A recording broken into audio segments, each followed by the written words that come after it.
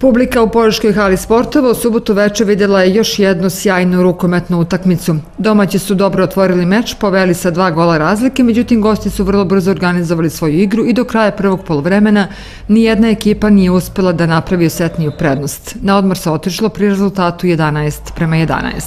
Početak drugog poluvremena obeležili su domaći igrači, preuzeli su inicijativu koju su držali do samog kraja meča, koji se završio rezultatom 28:21. Evo kako su igrači Sloge i Požarevca prokomentarisali ovaj meč. Pre svega čestitao bi domaćoj ekipi na zasluženoj pobjedi i zahvalio bi se publici koja je bila jako korektna.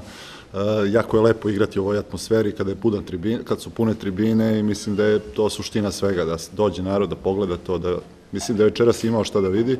Jednog izuzetno, kako bih rekao, domaćina naloženog, možda je neka reč prava, koji je od prvog sekunda želeo pobedu. Mi smo jednostavno parirali dokle smo mogli, dokle smo imali te neke i snage i tako na kraju mislim da je prelomio odličan golman Milenković, koji je odbranio skoro sve kad je trebalo i Krsmančić za koga jednostavno nismo imali rješenje celu utakmicu. Kao prvo čestitao bih gostujućoj ekipi na fer i korektnoj i jako borbenoj igri. Pokazali su stvarno su prava i jaka muška ekipa koja nam je pružila pravi otpor. Ovo je jedna bila muška prava utakmica, nadam se da je publika uživala u svemu tome, a što se tiče naše ekipe, njima bih čestitao na još većoj borbenosti koju su pokazali na terenu od svih prošlih utakmica. Jednostavno želeli smo tu pobjedu od samog starta koja nama puno znači i puno će nam značiti u daljem takmičenju. Na kraju uz ovu predivnu publiku osvojili smo nova 2 boda i zadržali smo vrh tabele. Trener gostujuće ekipe je imao samo reči hvale za domaću ekipu, odnosno za rukometni klub Sloga Požega. Ekipa Požege je ono isto što sam rekao i prošle godine za ovim stolom.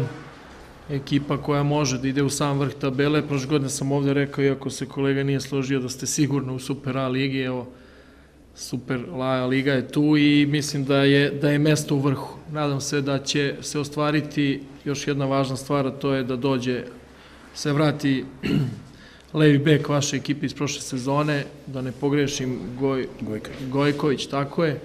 I ja neću biti izgleda jedini ovdje iznenađen, obzirom da je moja ekipa iznenađena ekipom Sloge i snagom ekipa Sloge, da će biti sigurno među 4 ekipe i to znači u play-offu.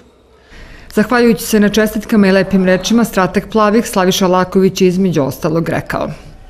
Što se tiče ekipe Požarevca, ja sam rekao pred ovu utakmicu sigurno da nama dolazi najkvalitetniji sastav. I dalje stojim iza toga, ne bih ulazio u razloge pojedinih igrača Požarevca koliko su pružili večeras, to je sigurno za analizu kolege sa druge strane. Međutim, vidjelo se početak utakmice da smo mi bili dosta preplašeni. Moji igrači su bili, osjetio se jedan mali strah, nismo mogli da se opustimo, da ide brže ta lopta. Pogledali smo mi njihovu utakmicu i protiv Partizana i vidjeli jednu stvarno moćnu ekipu koja je imala jednu mnogo veću agresivnost, posebno kada je u pitanju njihova igra u odbrani. To se odnosi na njihovu predstavu u drugom poluvremenu.